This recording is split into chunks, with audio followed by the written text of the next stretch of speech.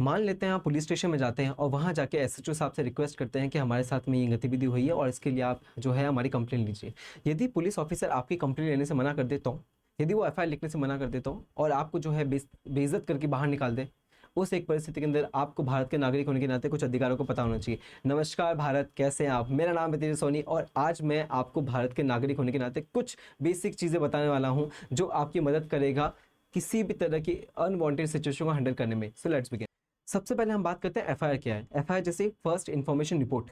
First information report के अंदर जो कंसर्न पुलिस अथॉरिटीज होती है, पुलिस ऑफिसर होती है, जो भी गतिविधि हुई है, जो क्राइम हुआ है, उससे रिलेटेड जितना भी ब्यौरा है उसमें लिखा जाता है और ये जो है एक पब्लिक डॉक्यूमेंट के रूप में ट्रीट किया जाता है। भारत की जुडिशियल सिस्टम के अंदर सबसे पहले अपराध के बाद में जो पहली रिपोर्ट लिखी जाती है उसे एफआईआर कहते हैं और यही पूरा प्रोसेस चलते चलते जो है वो कन्विक्शन यानी जो कोर्ट के द्वारा जो है सजा के रूप में जो है तब्दील होता है।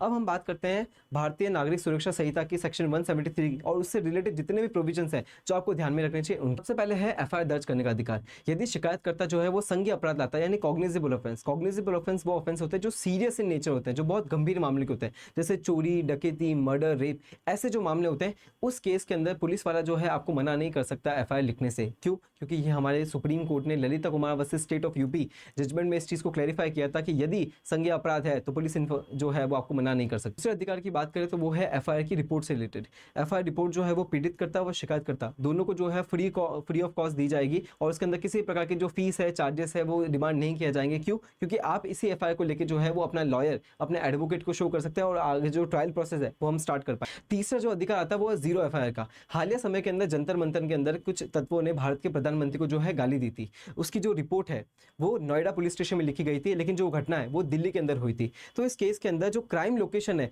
जरूरी नहीं है कि वहीं पे, अगर एग्जांपल के अंदर यहाँ पे दिल्ली का जो एग्जांपल दे रखा है तो नोएडा पुलिस स्टेशन ने जो रिपोर्ट लिखी उसे हम जीरो एफआईआर कहते हैं और उसके बाद में ये जो एफआईआर है ये ट्रांसफर की जाती है कंसर्न जुरिसडिक्शन यानी जो क्षेत्राधिकार है। फॉर एग्जांपल यहाँ पे पुलिस स्टेशन जो था वो दिल्ली का था तो वहां पे उसको ट्रांसफर की गई थी। तो जो कॉन्टेक्स्ट है वो 2012 के निर्भया केस से भी लिया जाता है जहाँ पे क्राइम लोकेशन डिफरेंट थी और उस समय हमारे पास में जीरो एफआईआर जैसी व्यवस्था जो इतनी सुदृढ़ नहीं थी, लेकिन आज हमारे पास में जो है जीरो एफआईआर भी है। यदि पुलिस वाला आपके एफआईआर लेने से मना कर देता है तो उस एक केस के अंदर आपके पास में ये भी अधिकार है कि आप जो है अपनी एफआईआर ऑनलाइन फाइल कर सकते हैं। ऑनलाइन एफआईआर फाइल करने के बाद में 3 दिन के भीतर आपको जो है पुलिस स्टेशन में फिजिकली आके उसको वेरीफाई करना पड़ेगा, उसको वैलिडेट करना पड़ेगा, उस पर साइन करने पड़ेंगे। जब हम महिलाओं के अधिकार की बात करते हैं तो महिला जो है मोस्ट एक्सप्लॉइटेड सोशल एनिमल है। जब हम इतिहास की पूरी बात करते हैं तो उनके लिए हमने कुछ स्पेशल प्रोविजन रखे हैं। पहला हमारे पास में स्पेशल प्रोविजन ये है कि महिला जो है ये सुनिश्चित कर सकती है कि उसकी जो कंप्लेंट लिख रही है वो महिला पुलिस अधिकारी हो।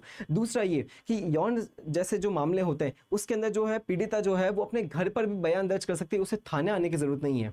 जो शिकायत करता है उसके पास में ये भी अधिकार है कि वो पुलिस स्टेशन में जाके अपने जो कंसर्न अथॉरिटीज है, जो सीओ है, उनसे पूछ सके कि आपने जो एफआईआर लिखी थी, जो इन्वेस्टिगेशन चल रही है उसकी क्या रिपोर्ट है, तो जांच आपकी कहां तक पहुंची, क्या आप प्रगति कर रहे हैं नहीं कर रहे। पुलिस वाला एफआईआर दर्ज करने से मना करता है तो उस एक परिस्थिति के अंदर आपके पास में क्या क्या अधिकार होंगे। सबसे पहले तो ये जो एसएचओ है, कंसर्न जो थाना प्रभारी है, उनको आप लिखित के अंदर कंप्लेन दे। यदि वो लिखित कंप्लेन नहीं ले रहा तो आप एसपी और जो आपके डीसीपी जो लोकल है आप उनको भी लिखित में कंप्लेन दे सकते हैं। या तो आप मजिस्ट्रेट या जो डिस्ट्रिक्ट कोर्ट है वहां पे भी अपनी शिकायत कर सकते हैं कि जो कंसर्न पुलिस अथॉरिटीज है वो मेरी एफआईआर नहीं ले रही है। और सबसे इसके ऊपर अच्छी बात यह है कि भारतीय नागरिक सुरक्षा संहिता के तहत हमारे पास में अब जो है वो ई एफआईआर का मामला है जिसमें आप जो है वो ऑनलाइन इसको दर्ज कर सकते हैं और फिजिकली प्रेजेंट होकर जो है आप उसको वैलिडेट भी कर सकते हैं। अब आपके पास में अधिकार है यदि आप जो है वो बैकवर्ड क्लास से बिलोंग करते हैं या फिर आप जो है जरूरतमंद है तो आपके पास में जो डिस्ट्रिक्ट लीगल सर्विस अथॉरिटीज है उसके तहत आपको फ्री लीगल एड यानी आपको जो है लीगल प्रैक्टिशनर जो एडवोकेट है वो स्टेट जो है मुहैया कराएगा ताकि जो व्यक्ति है, जो समाज है,